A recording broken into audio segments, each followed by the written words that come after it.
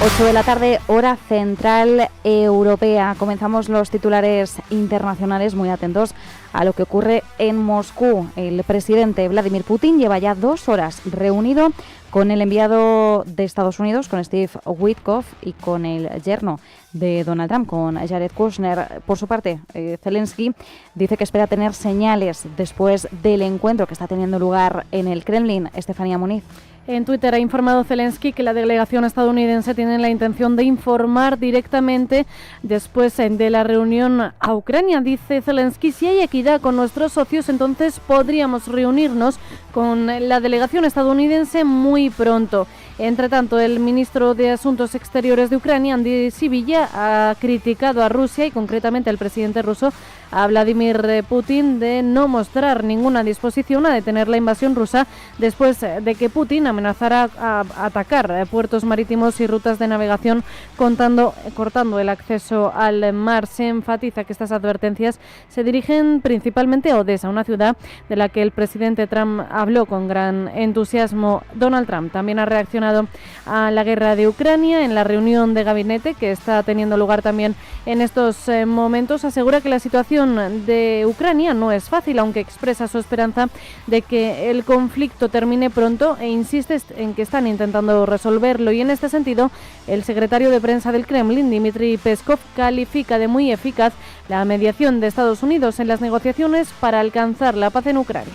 Y bueno, como decimos, esa reunión a puerta cerrada entre Estados Unidos y Rusia en el Kremlin ya lleva unas 2 horas. Es verdad que todavía no tenemos información para proporcionar sobre cómo están transcurriendo, pero sí sabemos que se han intercambiado cumplidos Putin, Witkoff, Kushner al inicio de ese encuentro, y de hecho el presidente ruso les ha trasladado a los estadounidenses que estaban muy contentos de verles y les ha preguntado sobre su paseo por Moscú, porque recordemos que Putin ha hecho esperar a la delegación estadounidense y no es la primera vez que Witkoff tiene que esperar. En marzo ya tuvo que esperar hasta 8 horas porque Putin tenía la agenda también muy cargada de compromisos y anteriormente se había reunido con su homólogo bielorruso, con Lukashenko. Bueno, Witkoff le ha dicho que ha sido un paseo precioso, una ciudad magnífica. Bueno, seguro que también recuerda ya las 8 horas que se tiró paseando en marzo. Mientras tanto, Zelensky ha expresado su optimismo al considerar que actualmente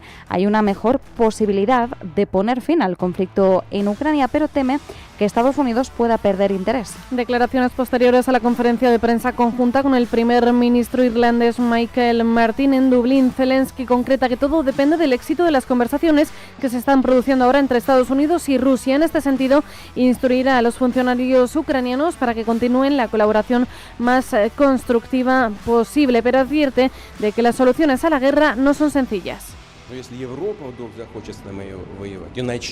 En primer lugar, quiero decirles que no habrá soluciones sencillas. Aquellos que sean capaces de tomar decisiones las tomarán. Además, también subraya que el objetivo de Rusia es que Washington deje de colaborar con Ucrania y presiona a la Unión Europea para su adhesión.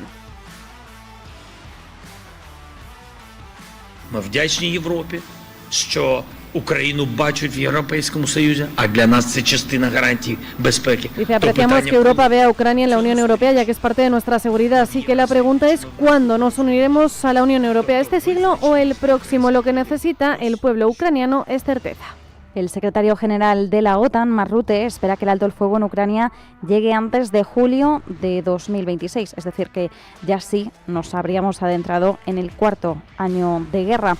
Dice que es en ese momento cuando se produzca la reunión de la alianza en Ankara. First of all, when it comes to Ukraine, I hope, of course, we pray for a peace deal.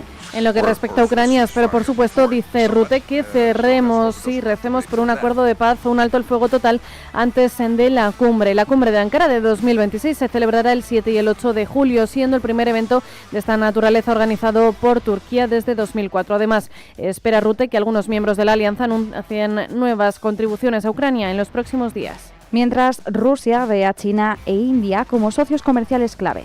El presidente ruso Vladimir Putin ha incrementado significativamente el volumen de comercio con ambos países en los últimos 3 años. Además, desde Moscú están dispuestos a ampliar esa cooperación y ayudar a Nueva Delhi con su desarrollo tecnológico. Por cierto, que estos dos países, Rusia y China, han firmado un memorando sobre la cooperación estatal de energía atómica Rosatom.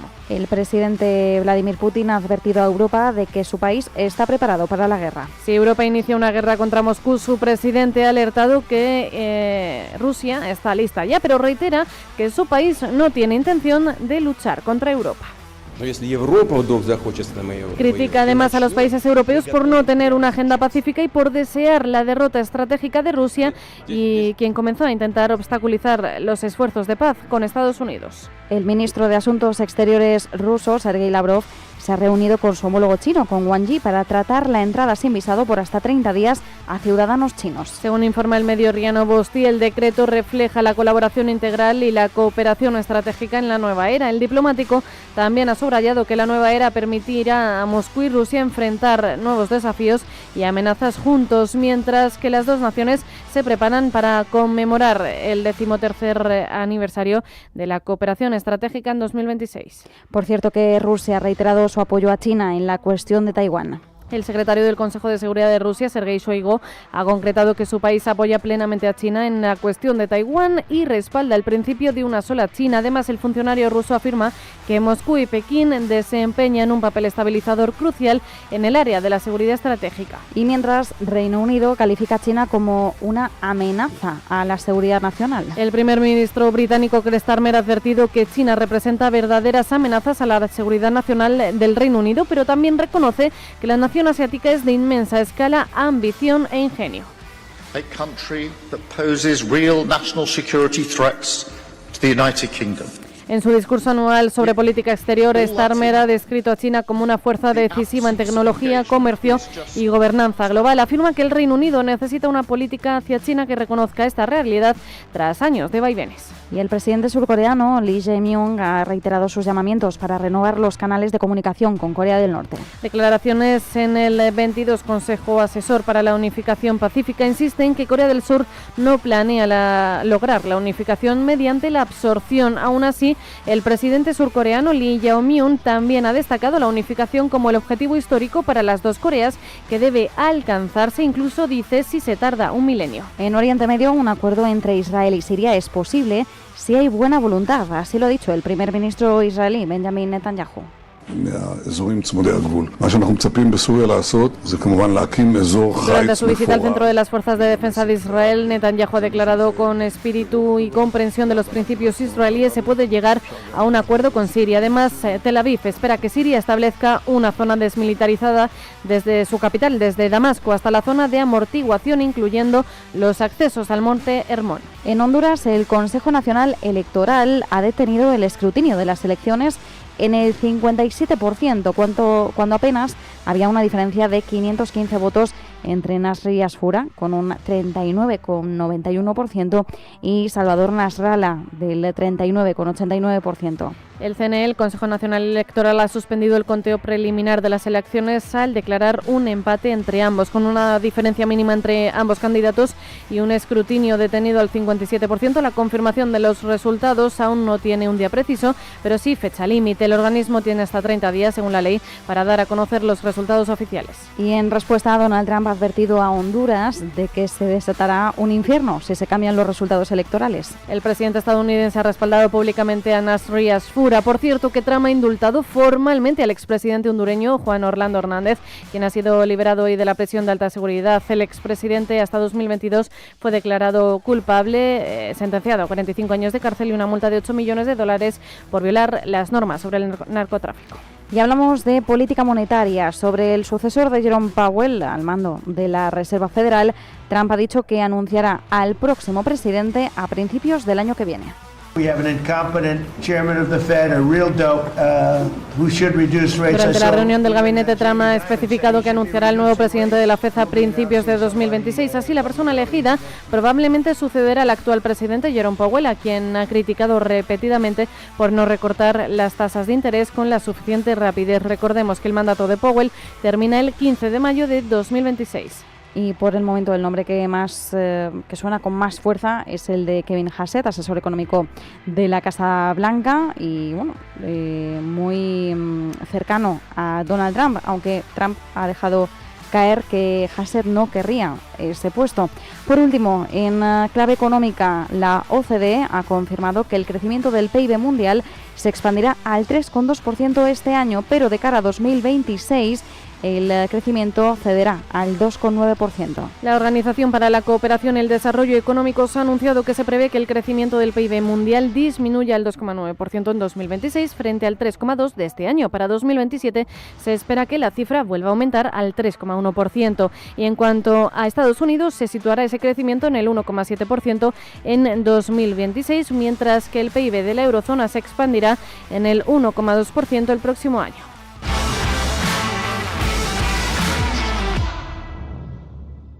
No todas las gestoras son iguales. Desde 1989, Cagmiñac ha ofrecido a los inversores una gestión verdaderamente activa y basada en sus convicciones, ayudándoles a alcanzar sus objetivos a largo plazo. A lo largo de nuestra historia, hemos desafiado el consenso y descubierto oportunidades de inversión allá donde se encuentren, explorando todas las posibilidades. Cagmiñac, 35 años de verdadera gestión activa. Más información en cagmiñac.es.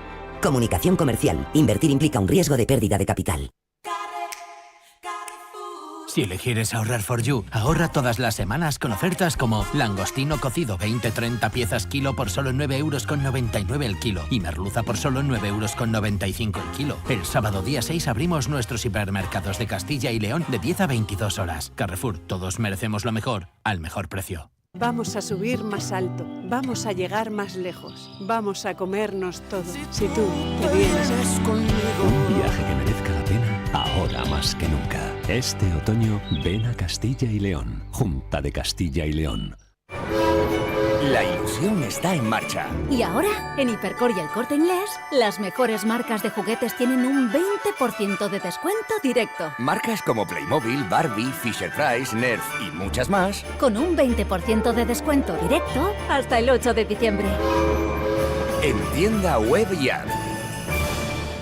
Si caminas solo, irás más rápido. Si caminas acompañado, llegarás más lejos. Luna Sevilla es su asesor patrimonial de referencia. Prestando nuestros servicios como agentes de Caser Asesores Financieros, somos una empresa con amplia experiencia profesional y una clara apuesta por la formación de calidad, la información transparente y objetiva y por el asesoramiento financiero personalizado y continuado. Si desea más información, visite lunasevilla.es o llámenos al 91 762 3442. Los nuevos conceptos energéticos son ya un presente. Por ello, en Radio Intereconomía nos sumamos cada semana a I Más Verde, un programa sostenible y eficiente, productivo e innovador en el que analizamos etiquetas tan conocidas como eco, cero, bajas emisiones, descarbonización o renovables. Recíclate cada martes de 10 a 11 de la noche en Radio Intereconomía con José Luis Pichardo y descubre el futuro más verde. Radio Intereconomía, una excelente plataforma para anunciar tu empresa, con una audiencia exclusiva, con poder adquisitivo medio alto y que sabe lo que quiere. Teléfono 919992121 y en comercial @intereconomia.com. Radio Intereconomía, la radio de las empresas. Los domingos a las 10 de la noche tienes una cita con El Club de los Negocios Raros. Un magazín dedicado al mundo de los libros. Actualidad, entrevistas, literatura y poesía tienen cabida en este espacio cultural de Radio Intereconomía. Dirigido por Andrés Sánchez Magro. Todos los domingos a las 10 de la noche.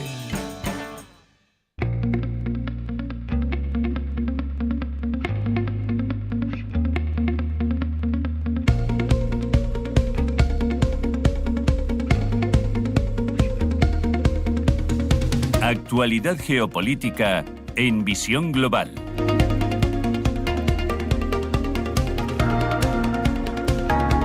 Actualidad geopolítica, el epicentro del tablero geopolítico en estos momentos es Moscú, en el Kremlin, donde están Vladimir Putin, Jared Kushner y Steve Witkoff reunidos. Un encuentro que no tiene fecha límite, es decir, ya nos han dicho desde el Kremlin, al menos es lo que han trasladado públicamente, que, que pueden estar reunidos el tiempo que ellos consideren necesarios. Así que vamos a ver cuándo conocemos la resolución de este encuentro o cuándo empezamos a conocer algo del contenido. Quizás en algún punto hagan una pausa, aunque sea para tomar un refresco, y puedan dar algún tipo de declaraciones. Vamos a arrancar la tertulia. Andrea Betti, profesor de Relaciones Internacionales de la Universidad Pontificia Comillas. ¿Qué tal estás? Muy buenas tardes. Muy buenas tardes, muchas gracias. Muchísimas gracias por acompañarnos. Tenemos también con nosotros a Christophe Canler, profesor de la Universidad Carlemagne. ¿Qué tal, Christophe? ¿Cómo estás? Hola, buenas tardes. Muchas gracias por acompañarnos. Bueno, como decimos, una reunión Putin, Witkoff, Kushner, de la que todavía no conocemos los detalles. Sabemos que ha habido un intercambio cordial antes de esa reunión. También sabemos que ha empezado con cierto retraso. Putin ha hecho esperar a la delegación estadounidense y recordemos que no es la primera vez. Ya en marzo, Witkoff acudió a Moscú para negociar un alto el fuego de 30 días que luego no llegó a suceder, y en esa ocasión Putin le hizo esperar hasta 8 horas. Bien, en medio de esto, más las últimas declaraciones incendiarias de Putin, sobre todo hacia Europa, que si Europa está lista para la guerra, que Rusia está preparada de inmediato. Eso y la toma de Pokrovsk que Rusia proclama, desde luego Putin ha entrado con un ánimo concreto a la mesa de negociaciones, probablemente distinto o inesperado para la delegación estadounidense. Andrea, ¿qué expectativas debemos barajar? Putin sigue manteniendo un poco la actitud que ha mantenido en estos últimos meses, bastante desafiante, muestra sobre todo mucha seguridad de cara al público, de cara a los medios, sigue convencido de que la guerra le está yendo esencialmente bien, que es verdad que no avanza mucho Rusia, pero al mismo tiempo ellos siguen teniendo confianza que a un punto la ayuda a Ucrania pueda bajar de manera muy relevante para que Rusia pueda de alguna manera vencer este conflicto. Esta es la perspectiva, o por lo menos la jugada que está intentando Putin, y por eso, de momento, no tiene mucho interés en negociar. Es decir, la mesa de negociaciones le sirve porque siempre viene bien para ganar tiempo, para conocer, digamos, a los adversarios, pero en general en este momento no da la impresión ni Rusia ni Putin, ni Putin ni sus más estrechos colaboradores no dan para nada la impresión de querer ceder o hacer las concesiones a Occidente que Occidente exige. Entonces me parece que las dos posiciones todavía están bastante lejos. Esto por un lado, y además, como bien decías, ¿no? Las posturas o actitudes que cada bando mantiene también nos dan muchas pistas sobre la narrativa que cada uno quiere mantener. Christophe, ¿cuál es tu perspectiva? Porque son unas negociaciones que se han señalado como clave. De hecho, incluso Kaja Kallas decía al arrancar esta semana que esta iba a ser una semana decisiva de cara al futuro de Ucrania. Y bueno, sabemos que si hoy se discute de una forma seria y contundente la cuestión territorial, efectivamente puede redibujar el mapa de Ucrania, pero también el marco de seguridad de Europa. Pero ¿hasta qué punto podemos esperar algo tan decisivo del encuentro de hoy, o simplemente va a ser un acercamiento más en un proceso que se nos puede alargar mucho? Bueno, el proceso se va a alargar claramente. Yo diría que esta reunión con Zelensky, además con un mensaje positivo y optimista por parte del presidente de Ucrania, yo diría que va en dos direcciones. Primero es un mensaje interno, yo creo que es para levantar el ánimo de la población, porque últimamente Rusia está ganando, aunque muy poco a poco, terreno en el Donbass. Bueno, para que tengamos una idea, al paso que van los rusos para conquistar el Donbass entero, al ritmo que van, necesitarán, como mínimo 5 años. Por lo tanto, son éxitos pequeños.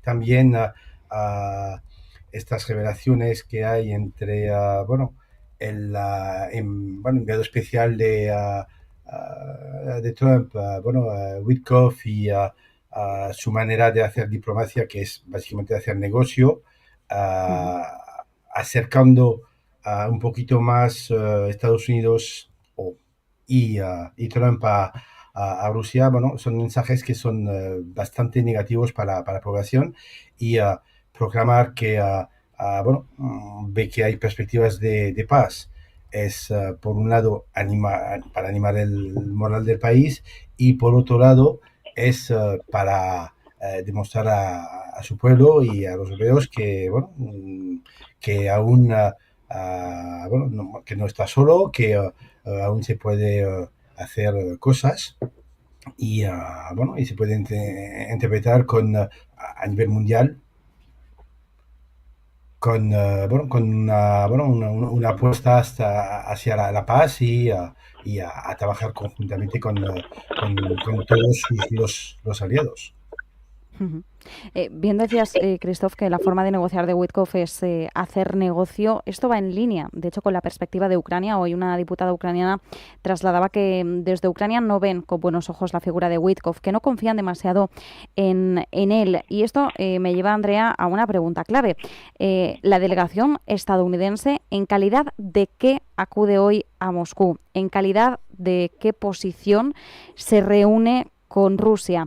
¿Es en calidad de un mediador, desde el punto de vista más neutral que podamos imaginar, desde un punto de vista de presión, o desde un punto de vista, no sabría ahora mismo encontrar el calificativo, el adjetivo, pero más bien de obedecer los designios que tenga que trasladar, en este caso, el Kremlin? Sí, yo creo que para contestar a esta pregunta sería necesario que la administración Trump tuviera una estrategia clara sobre este tema, y no la tiene. Entonces es posible que sucedan en estas reuniones, en estas negociaciones, todas las cosas que has mencionado, porque no da la impresión la administración de tener una dirección clara. Ha habido muchos cambios de posición, han intentado repartir palos, digamos, y zanahorias un poco a ambas partes, pero de una manera siempre bastante ambigua. Entonces yo creo que lo que más se acerca de las cosas que has mencionado tú a la posición estadounidense en este momento es la de un mediador. No digo neutral, porque neutral no podría ser, siendo Estados Unidos el miembro más importante de la OTAN, pero es verdad que no es una guerra entre Rusia y la OTAN en principio. Entonces Estados Unidos, la administración Trump sobre todo, intenta presentarse como un mediador, también porque tiene un interés en hacer esto. Estados Unidos está reduciendo su compromiso hacia Europa, y se nota también en este tipo de negociación, en la que Europa casi no está involucrada, o muy poco, y entonces esto de alguna manera señala el intento de la administración de involucrarse, porque tiene un interés directo, obviamente, en que se acabe la guerra, pero al mismo tiempo no involucrarse demasiado. Yo sigo temiendo más bien, y lo digo desde hace varias semanas, que uno de los escenarios peores para Europa podría ser el escenario en el que Trump se da cuenta de que no se va a ningún lado, y de alguna manera reduce mucho su compromiso mediador, incluso. Porque en este momento sería para Europa enfrentarse directamente a Rusia sin ni siquiera el apoyo, digamos, de su aliado principal, y este escenario para Europa sería bastante preocupante. No digo que vaya a suceder, pero Trump cambia de posturas con mucha frecuencia, y sobre todo a Trump gusta mucho hacer parecer que ha ganado, digamos, mostrarse como el ganador. Entonces, ahí donde vea que no hay posibilidad de victoria, prefiere incluso a veces no meterse, o meterse de una manera más retirada. Entonces, veamos, porque la situación es muy compleja, es un conflicto muy complejo de terminar, como estamos viendo, y no conocemos la paciencia de Trump, podría ser limitada. Mientras tanto, Christoph, Zelensky mantiene que hay más opciones que nunca de poner fin a la guerra. Claro, esto en un día en el que entre Pokrovsk, el discurso de Putin en un foro de inversión, donde además ha alertado a Europa de no encaminarse hacia una guerra directa, ha alertado a Ucrania también con la cuestión de las petroleras, de los ataques a la flota fantasma. Desde al menos si cogemos todos estos elementos del día de hoy, no habría unas señales claras para el optimismo más allá de lo que pueda trascender de la reunión de hoy. Pero si nos centramos únicamente en la parte retórica, en los mensajes que se trasladan, dan la sensación de que todavía estamos en un punto de alta tensión, al menos en esa narrativa, ¿no? Entonces, cuando Zelensky dice que hay más opciones que nunca de poner fin a la guerra, aunque lo entendemos, porque es verdad, ahora mismo, si hablamos de opciones, esto es así. ¿Hablamos de un optimismo real o más bien estas declaraciones obedecen a una necesidad política interna? También recordemos la dimisión la semana pasada de Yermak, un momento convulso también para el gobierno de Zelensky. Quizás también parte de ese optimismo parte un poco de una necesidad más que de una realidad.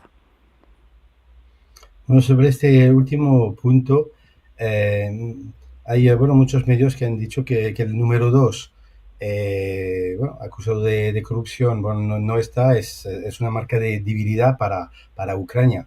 Pero si lees un poco la prensa ucraniana o algunas personas muy vinculadas a Ucrania, el mensaje está totalmente contrario. Es decir, que para ellos es una prueba de que es una democracia viva y que hay una casa a la corrupción y que eso es muy positivo y eso nos acerca a los estándares europeos. Por lo tanto, hay por un lado esta narrativa o esta imagen de que Ucrania tiene muchos problemas ahora mismo en el frente de la guerra, pero por otro lado hay señales, por ejemplo el último abrazo con Emmanuel Macron y esta lista de países voluntarios que son más de 30, no solamente está Europa, le conforta en su afán de buscar una salida al conflicto que sinceramente lo quieren. Lo que pasa es que no a cualquier precio y que no sea una capitulación. Y por otro lado, el narrativo ruso es bastante habitual. Está buscando partners económicos fuera de Europa, India, China, etcétera.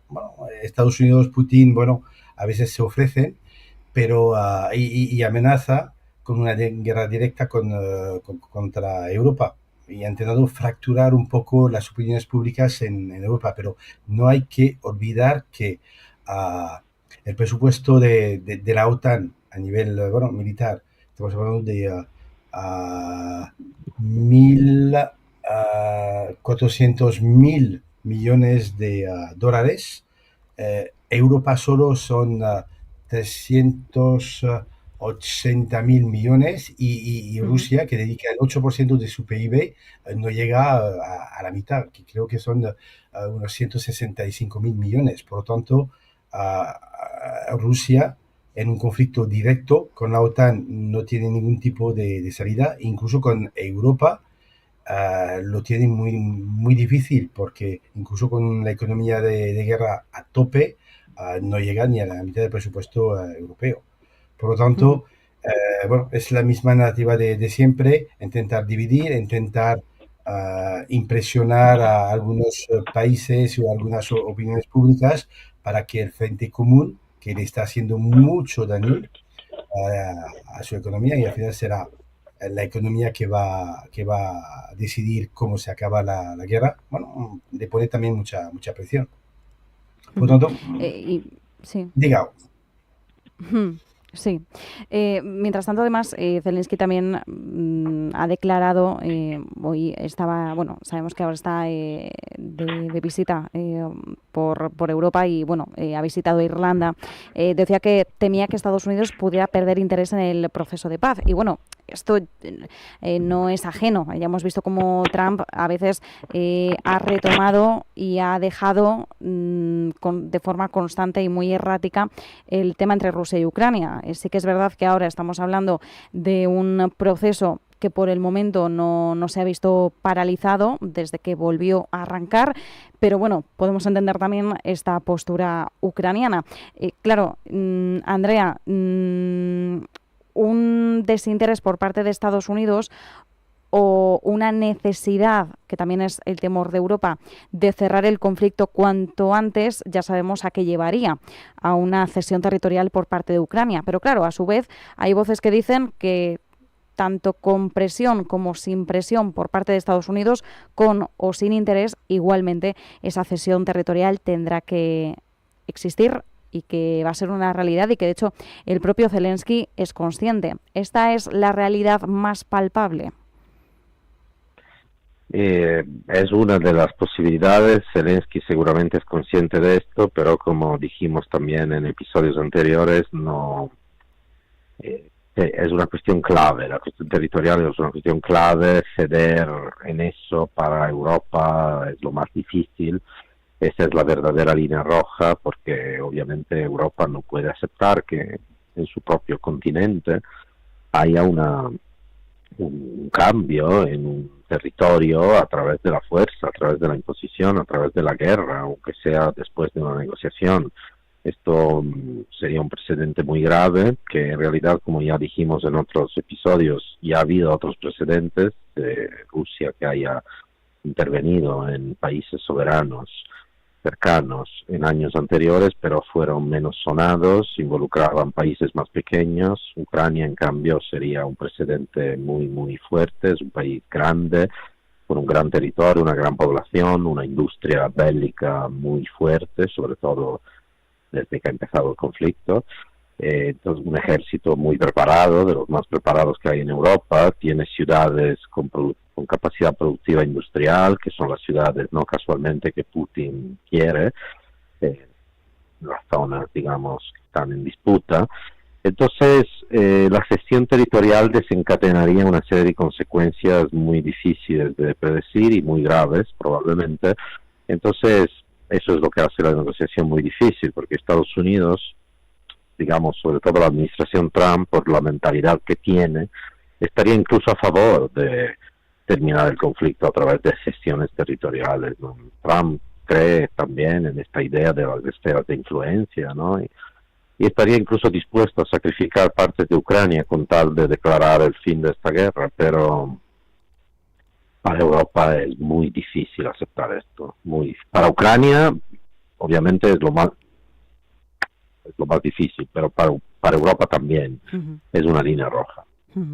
Desde luego, y sabemos que también es línea roja, por un lado, desde este punto de vista para Ucrania y para Rusia, que mantiene que los territorios anexionados tienen que ser de facto considerados territorio ruso.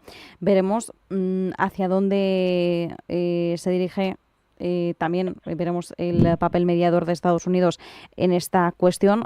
Christoph, ¿hasta qué punto, de todas formas, porque la cuestión territorial siempre se ve, pues como bien decía Andrea, como una clara línea roja, ¿hasta qué punto puede suponer el bloqueo de nuevo de las negociaciones o no? ¿Podrían avanzar las negociaciones dejando esta cuestión en el aire?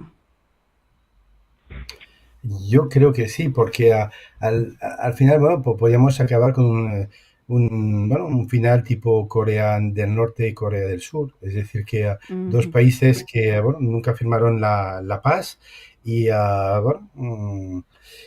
países y zonas que ni son de unos ni son de otros, y territorio ucraniano oficial que puede seguir reivindicado por parte de Ucrania, y igual dentro de 20, 10 o 50 años, hacer una especie de reunificación, como pasó con Alemania del Este y Alemania del Oeste.